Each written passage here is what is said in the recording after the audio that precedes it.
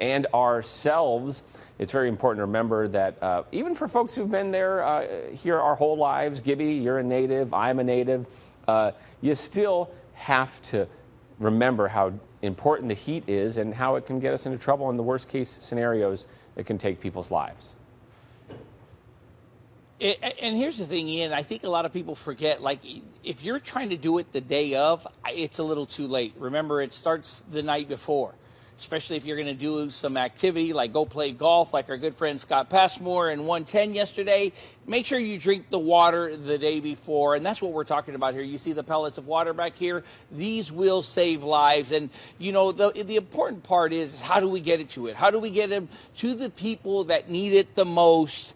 And Amanda, you came up with this, and it was a deal that I don't know if you knew it was going to get this big. When you look at the pellets and pellets of waters that you were standing on last year, 81,000 bottles, that is a lot of water. It really is a lot of water, and we couldn't do it without help. It was one thing to raise all the water and collect it all, but then the question really was, how do we get to the people that really need it? And so we partnered with United Food Bank, and they've been a ton of help in that department. Now, this was a big deal for you, and the reason why is you had a reason behind it. If there's one way you could save one life from heat exposure, from not being hydrated, this was going to be your mission.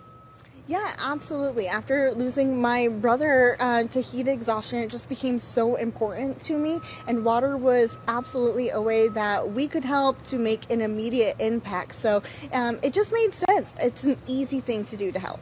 All right, now you team up with the United Food Bank, and the reason why we're coming here is because they have the way to get it to people. They have a way to get in. Becca Gilbert joining me. You guys have already started your drive as well. You have it in, but you have a list of places where people can donate, and kind of like the food, donations are cool, but if you give money, your dollar goes a little bit further than, like, say, if somebody were to bring in a case as well. I think both are very valuable, to get the water in hand like immediately versus also being able to buy it. It kind of just, you know, whichever way people are able to give. If people are able to go to one of our 26 drop sites and give water, that's absolutely amazing. And if they're able to donate online to any of the multiple campaigns that are going, from Balls to Bill to United Food Bank to other ones being run by the city of Mesa, it's all very good. Yeah, and just like Amanda was talking about, it's the partnerships. You partnering with her, you being able to partner with the city. Everyone coming together for one common goal, and that is to make sure that folks are hydrated.